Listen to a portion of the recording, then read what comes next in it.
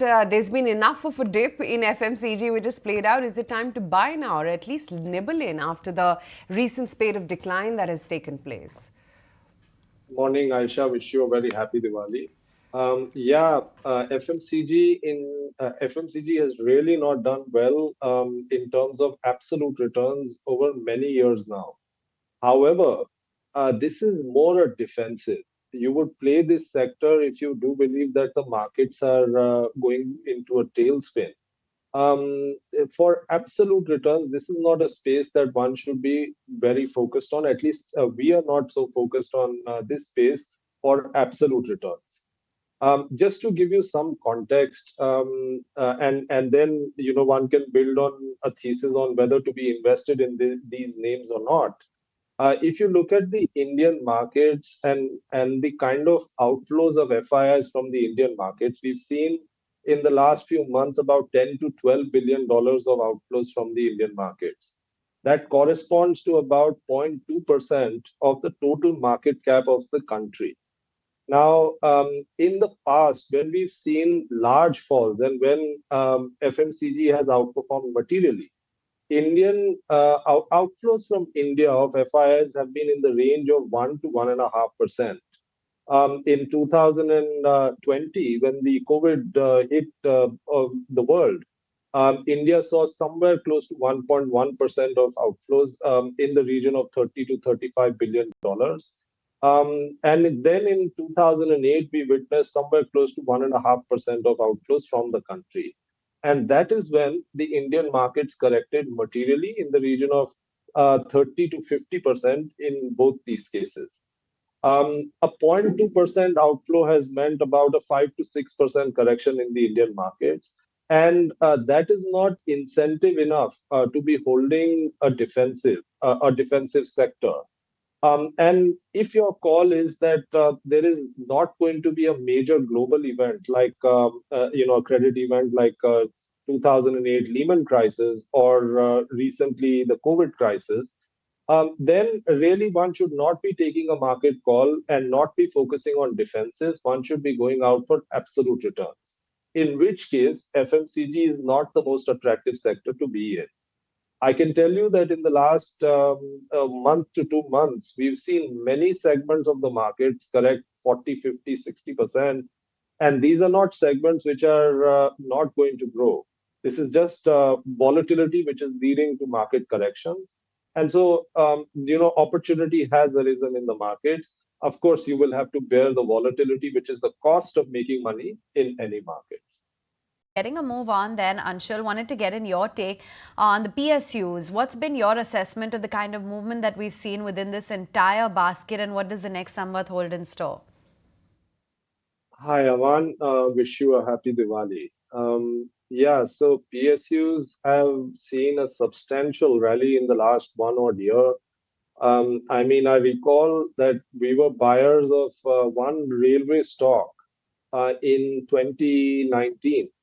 And that stock used to trade at 5 times earnings, roughly 5 to 6% dividend yield, and had an order book which was 7 times their revenues. So 7 years revenues were there in the order book. Now this stock at these valuations, nobody used to focus on this railway company. And then lo and behold, 2022, 23, 24, the stock went from $20 to $600. Now that is the kind of rally that one has seen in PSU stocks in general. PSU banks, we know, that's a matter of legends. The way PSU bank stocks have rallied, it has been the most rewarding sort of a rally in PSUs over the last 3, 4 years. Now, if we look at valuations and fundamentals versus valuations, I think that valuations have more than caught up with fundamentals. And room for upside is minimal in most PSUs. There will be the odd PSU, particularly the banks where you will probably make money even from here. But by and large, the PSU rally is behind us. And this is not a time to be overly optimistic on PSUs, and this is a time to be actually tepid on this segment. In our case, we've booked profits in this space, and we're tepid and on the sidelines in the PSU space. Okay. Anshul, what's the view on autos? They have peaked out or there's still value on the table? Um, Anisha, in the auto space, we've seen that there was particularly in the four-wheeler space, there was uh, uh, scarcity premium that one or two companies were getting. Now, with a new listing in the four-wheeler space, that scarcity premium no longer exists. But definitely the longevity of that scarcity premium doesn't exist. The second thing is that we've heard recently that there is huge channel inventory, which the four-wheeler players have pushed into the distribution system. Now, with that, plus that is leading to discounts of vehicles. Now, with that in play, it looks very tough that we will see tailwinds in earnings, and we will see that getting reflected in stock prices. So, particularly on four wheelers, I think that we have tepid times ahead. On two-wheelers, clearly the space that they are catering to, the segment of the market that gets demand for them, that segment is picking up. Their incomes are picking up, and it's likely that there will be tailwinds in demand in that segment. Tractors and then if you look at CVs, I think that in that segment there will be stock specific opportunity, not a broad based trend that one will see in that segment. But so you will have to look at autos as different segments and take calls accordingly. This will be much more of a stock specific space to be investing in rather than a broad trend that you can see in the segment as a whole. I think that that's the way to approach this space.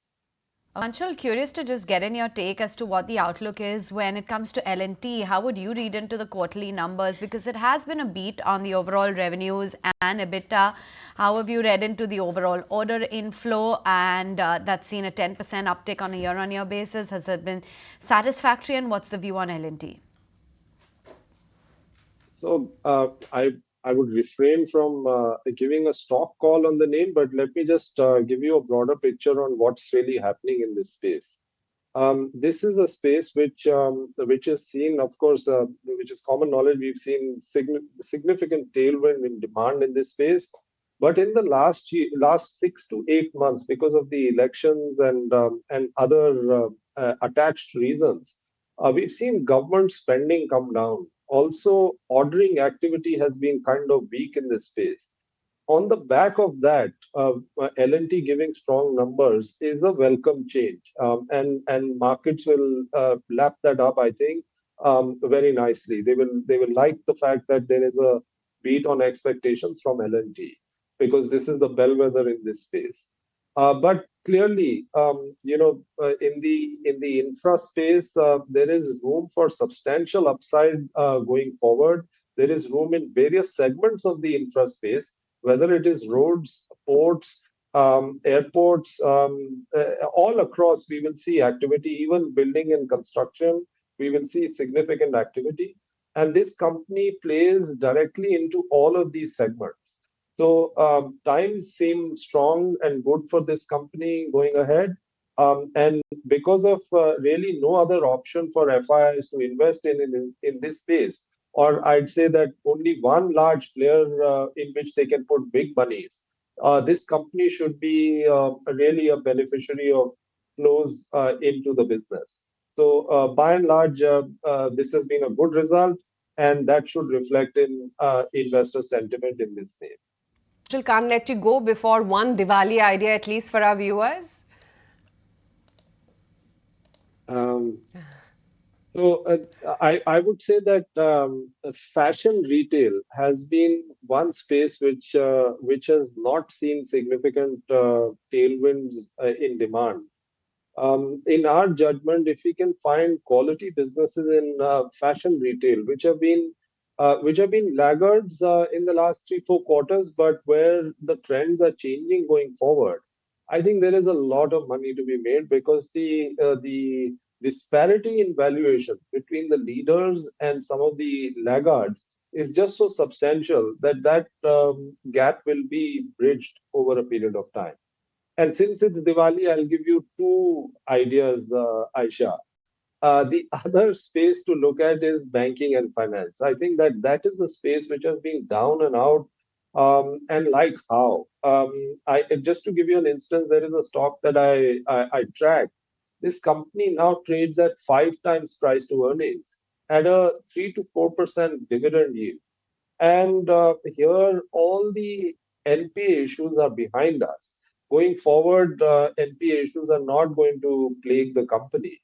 And growth on credit is likely to be over 15% over the coming few years. Also, the CD ratio issue, which many of the banks are facing, this bank doesn't face.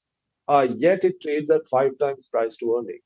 Now, it doesn't take much for a bank to trade between, I mean, from 5 times, 0.8 times price to book, 5 times price to earnings, to 10 times price to earnings. Just a small beat on expectations can lead that. So I think banking and finance offers tremendous opportunity. So does fashion retail. Those are the spaces that we are investing in, and I think that your viewers will be well advised to look at those. All right, thank you so much, Anshul, for joining in. Good to have you on board and wishing you season's greetings and all the very best for the new Samvat. If you like this video, then like, share and subscribe to ET Now.